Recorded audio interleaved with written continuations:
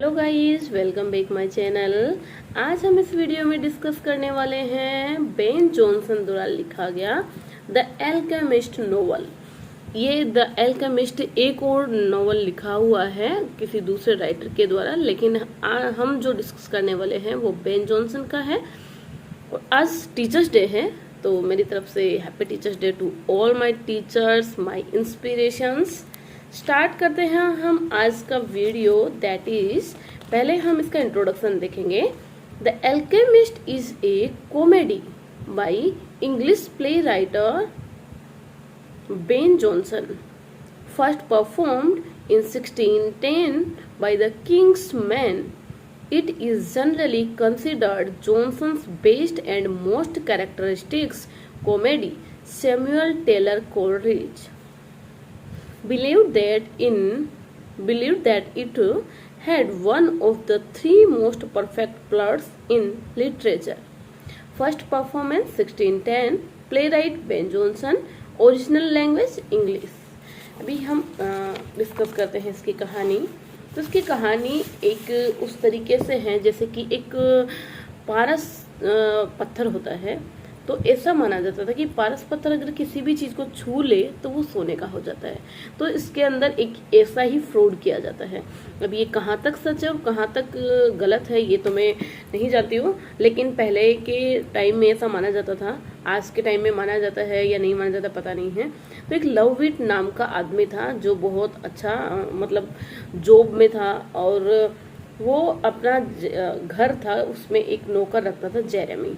वो अपने घर को छोड़ के कहीं दूर जाना चाहता था, तो जेरेमी को घर हैंड ओवर करके गया कि तुम मेरे घर की देखभाल करना, मैं तब तक नहीं आता जब तक तुम देखभाल करना। तो जेरेमी सोचता है कि भी घर में कोई नहीं है, तो वो क्या करता है कि इस चीज़ का फ़ायदा उठाना चाहता है। वो एक सटल और डोल नाम के आदमी और एक औरत से मिलता है। डोल एक औरत रहती है जो प्रोस्टिट्यूट होती है, सटल एक आदमी होता है।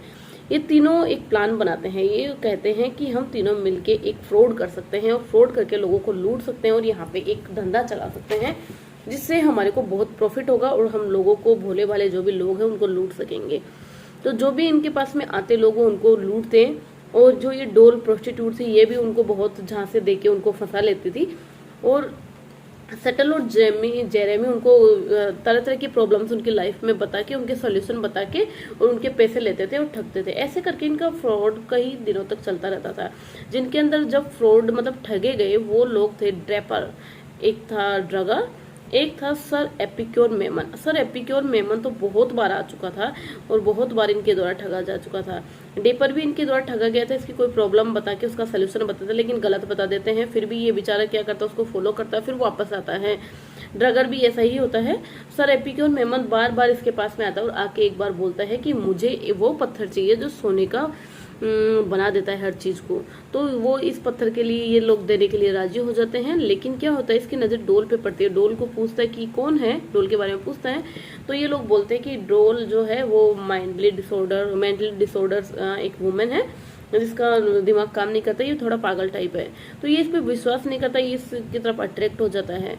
तो ये लोग इसको पागल बना के ये बोलते हैं तुम्हें लस्ट आ गई है इसलिए तुम्हारा जो पत्थर है वो काम नहीं करेगा, और उससे पैसा लेके कई चीज ठग लेता है। पैसा तो ले ही लेता है और ये इतना पागल रहता है, ये कई चीजें यहाँ पे छोड़ भी जाता है। जो चीजें इसको सोने की बनानी होती हैं वो चीजें भी वो वहीं पे छोड़ जाता है। इनका डबल फायदा हो जाता है।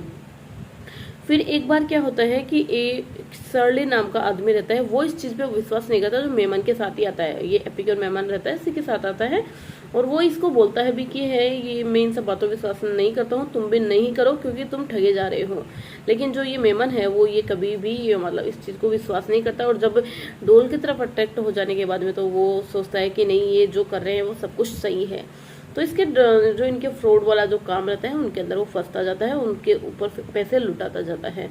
फिर एक केस्ट्रल नाम का लड़का रहता है जिसकी बहन रहती है डेम प्लाइंट।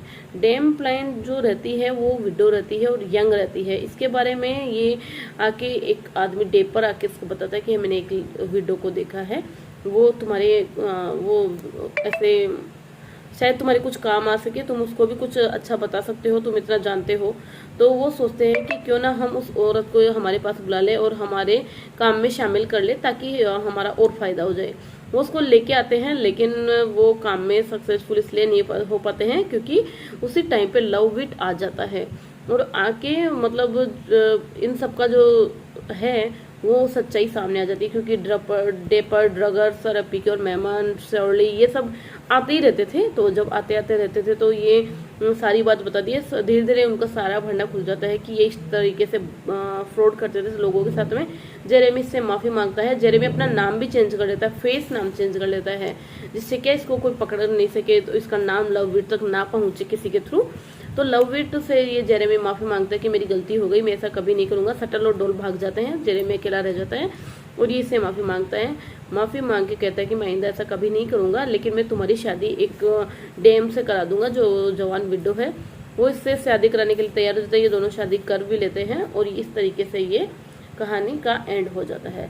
अब इसके अंदर मतलब एल्केमिस्ट का क्या हुआ, क्यों इसका रखा गया टाइटल, वो इस प्रकार है कि जो कहानी का जो बेस है वो एल्केमिस्ट के ऊपर ही है, पारस के पत्थर के ऊपर ही है, इसलिए इसका नाम द एल्केमिस्ट रख दिया। ये एल्केमिस्ट बन के ही लोगों को लूटते थे, इसलिए इसका जो टाइटल है वो एल्केमिस्ट रखा गया। तो ये था इसका इंट्रोडक्शन एंड स्टोरी। आशा करती हूँ आपको समझ में आया होगा। तो समझ में आया है, और अगर मेरा वीडियो आपको कुछ इन्फॉर्मेटिव लगता है और आपके यूजफुल लगता है तो प्लीज सब्सक्राइब माई चैनल। और आप मेरा चैनल तभी सब्सक्राइब कीजिए जब मेरा चैनल आपको यूजफुल लगे, क्योंकि अभी मैं देख रही हूँ बहुत दिनों से कि कुछ लोग वापस से अनसब्सक्राइब करते हैं। अगर आपके लिए यूजफुल नहीं है तो कोई बात नहीं, आप सब्सक्राइब मत कीजिए, पर सब्सक्राइब करने के बाद में अनसब्सक्राइब अगर करते हो तो थोड़ा खराब लगता है, क्योंकि मैं चाहती हूँ मुझे ज्यादा से ज्यादा लोग सपोर्ट करें ताकि मैं ज्यादा से ज्यादा वीडियो अपलोड कर पाऊँ। इसलिए please do not unsubscribe me, please subscribe me and share my videos. Thank you very much. नमस्ते।